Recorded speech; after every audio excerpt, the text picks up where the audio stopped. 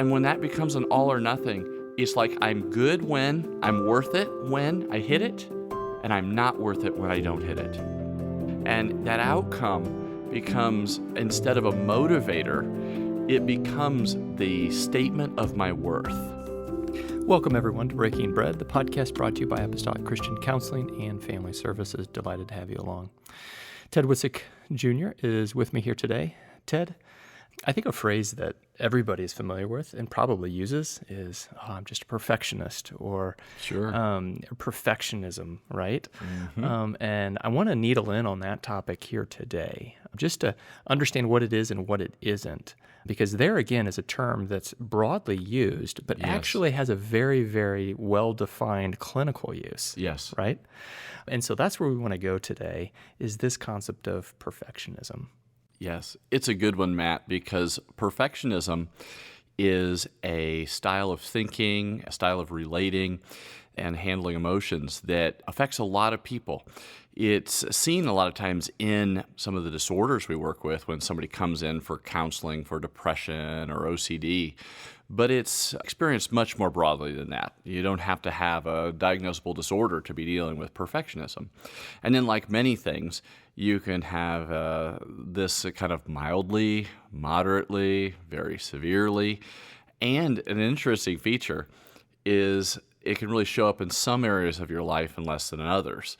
And so it's one of the things that it kind of feels like a moving target. Hopefully today we'll give you some ideas of what it is and isn't so that it is more clear.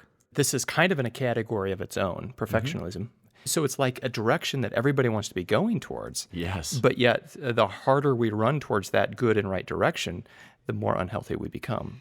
That's really tricky, right? That's different than the trajectory of depression and anxiety. Yes. It is an interesting one because there are benefits and payoffs to highly accurate work, being known to have good, high expectations and be able to hit a mark. I mean, just think about it. If you I want my accountant to be a perfectionist. Your accountant, your neurosurgeon, your heart surgeon. Yeah. And I think that's one of the things that happens. Even take an Olympic athlete. I mean, there's so many different things that perfection is acclaimed. So what we're talking about here is a concept that is hard to just put in one bucket because what one person means when they say it is sometimes different than another person. I'll tell you another thing. Probably one of the biggest misconceptions that I hear from people is that perfectionism equals orderliness or cleanliness. And so people will talk to somebody and say, oh, you know what, I think what you're dealing with here is some perfectionism. They'll say, no, I can't be. Have you ever seen my desk? Mm-hmm. And I think one of the things that happens is just that misunderstanding that it's going to show up the same for everybody. And again, maybe perfectionism shows up in terms of orderliness for some people, but not for all. So can we even say to that example that some of us are dealing with perfectionism and don't know it? That is correct. Some people have a definition of perfectionism that doesn't encapsulate what they're dealing with, and because of it, they haven't really labeled it correctly. So maybe we should just start off with talking about the types. I think so.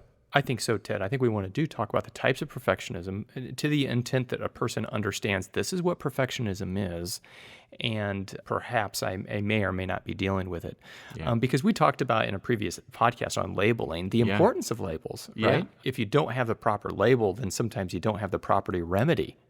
That's correct. And so that's a little bit about where this fits as well. So let's elevate the term, help us understand what that is. All right. So when I talk about perfectionism, I'm going to talk about 3 different types of perfectionism to try to tease apart some of the things that people are dealing with. So first of all, is called self-oriented perfectionism. And this is when somebody has really high exacting standards for themselves.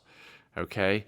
Oftentimes, it has all or nothing thinking as a part of it, kind of pass-fail. I either did it 100%, and if it was 99% or below, I failed. So kind of, it's harsh self-criticism.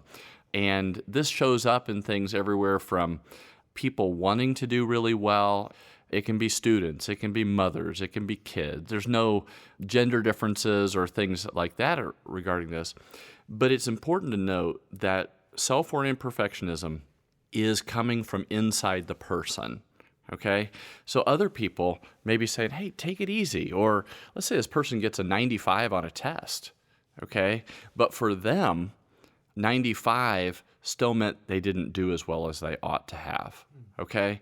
Or things of that nature. Now, that doesn't always compute. Sometimes people are like, if they've gotten an A, that's good enough. But I think what happens is that this particular thing is oftentimes very self-reinforcing, because what happens is when I meet my standards, I feel good for that moment, but then the clock resets. It's a treadmill, okay? So if I had 10 things on my list today and I got 9 of them done, I didn't make it, so I got to work harder. If I got all 10 done, how good do I feel? I felt good for that moment. Now tomorrow starts again. It's kind of this treadmill thing. So it is very associated with, again, higher self-criticism, okay? Really hard time giving themselves self-compassion and giving themselves grace.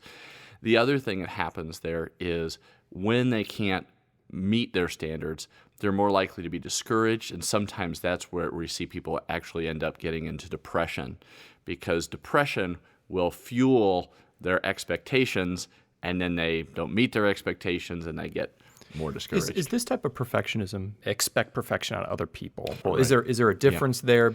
So here's the interesting thing about self-oriented perfectionists. Sometimes they have the capacity to have much more grace with others than they do themselves. So it's almost like they're able to see truth more clearly in the other people. Yeah, it's very interesting, and this plays out oftentimes in how they feel about their spiritual walk too, because they would tell somebody else that God loves them, they can be forgiven, they're loved and appreciated by God, those different kind of things. They would be encouraging to you, but beat themselves up for the same thing. Yeah.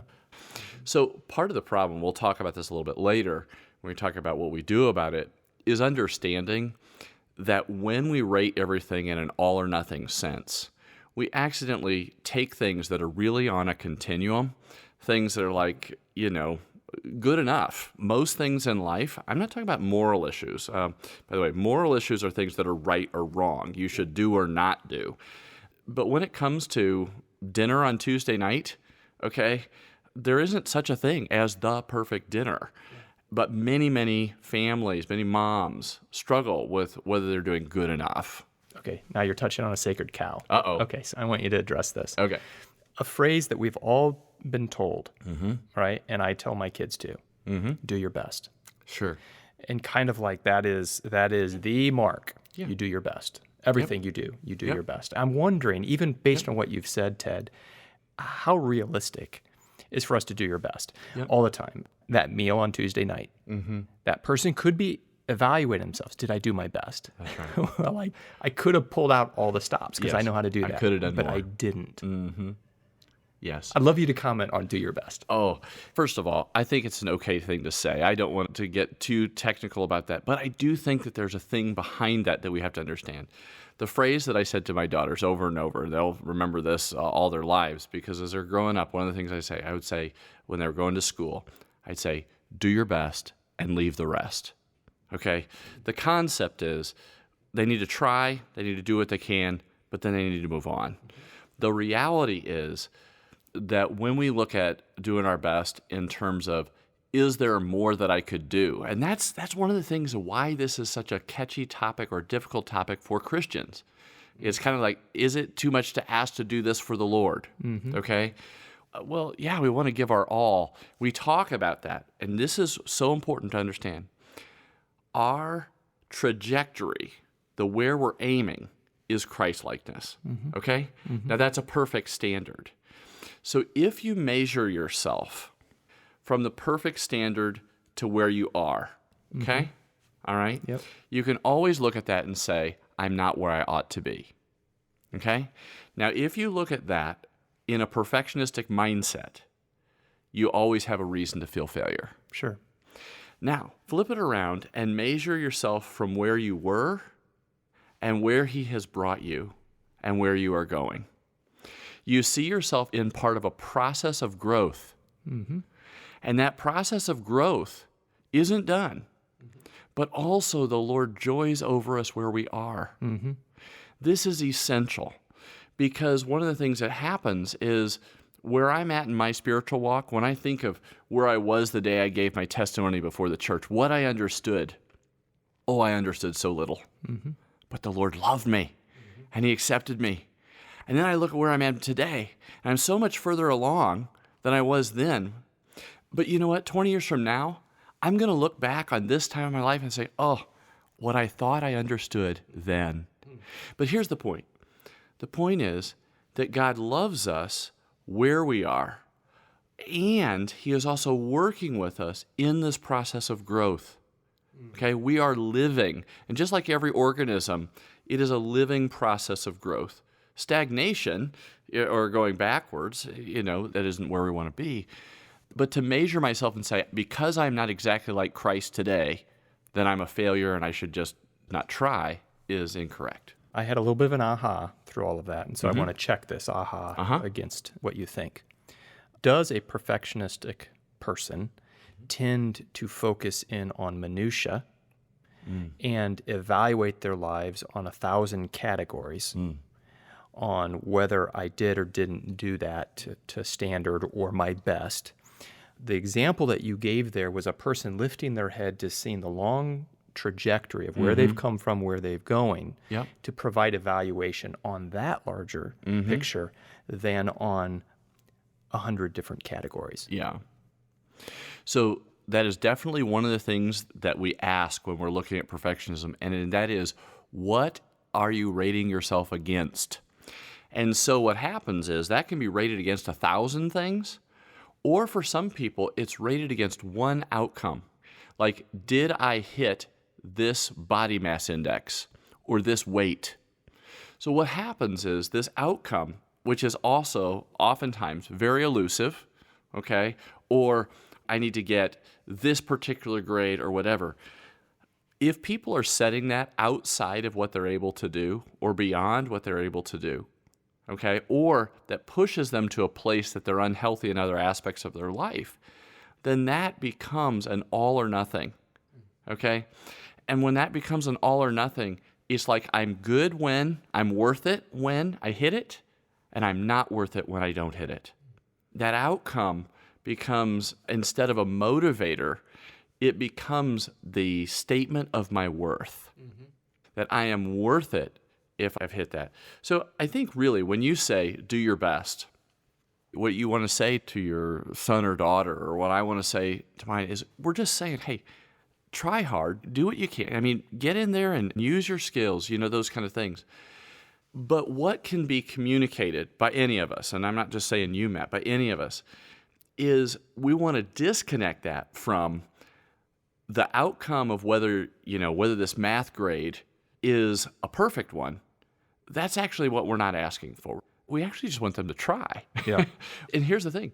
You and I would both say we would be pleased with our spouse, our kids, our church members, if they try, okay, if they lean into it, whatever that outcome is, we're just pleased. Yes. Okay?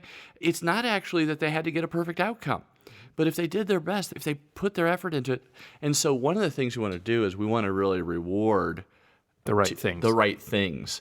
Because I remember somebody hearing this example once. Child was, I think he was a high school kid. He was getting all Fs. His dad said, you know what, hey, if you get all A's, I'll buy you a car. Okay? Well, how likely is it that you think a student who is doing poorly and is very behind, seriously behind, is going to go from all Fs to all A's? So what started to happen is the first 2 weeks, he tried like crazy. But when he saw that was out of reach, that it was out of reach, what was his motivation to try? Yeah, gone. Zero. Because there was no concept of growth in this. None. It was all or nothing. And that kind of a thing ends up, from an emotional perfectionist perspective, ends up really hurting us. So we've talked about personal-oriented Yes. perfectionism. You Yep. mentioned there's another. Yes. Another one is called other-oriented perfectionism. Okay? And it's exactly what it says. It is when I have very high perfectionistic expectations for somebody else. Okay? And so this is an interpersonal form of perfectionism. It is when we have exacting standards and those kind of things. Here's the interesting part, that other-oriented perfectionists see themselves as being helpful, giving suggestions, holding up quality, those kind of things. They are perceived, however, as being critical, demanding, and controlling. Okay, I've got to ask this question. Who sends this person to your office? Do they send themselves? I am an other perfect. I mean, do they see that in themselves, or is it their family and coworkers that are sending them to you? So here's the interesting part.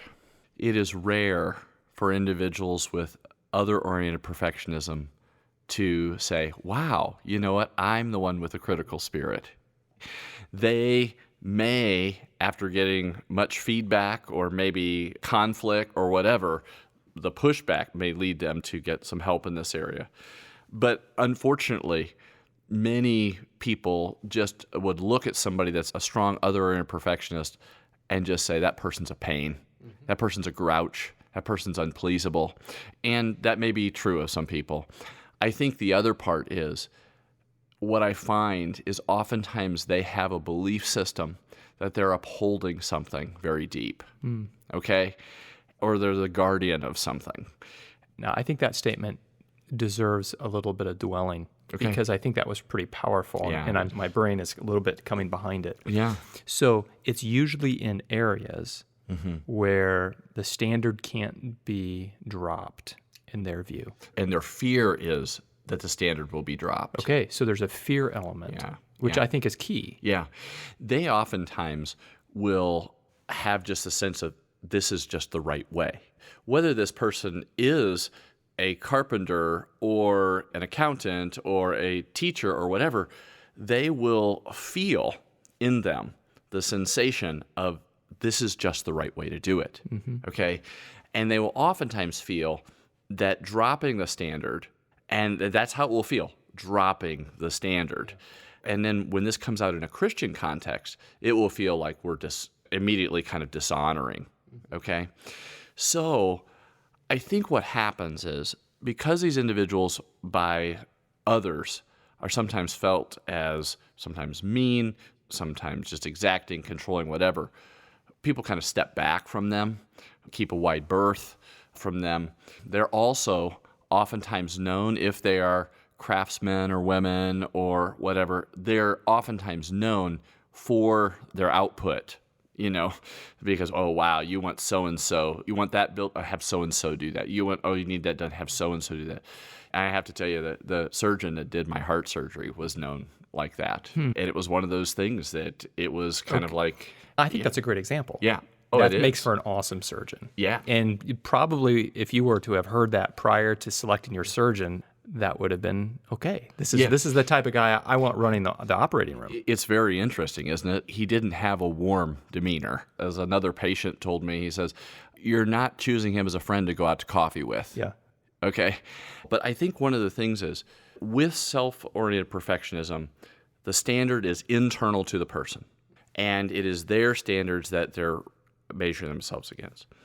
The other-oriented perfectionism has a standard, and they are measuring other people's behavior by the standard they hold in themselves. Now, does that mean we're supposed to not have any standard? I want you to understand, we got to watch out for this thing that says to have standards is bad, or that we should just drop all standards. That's not what I'm saying.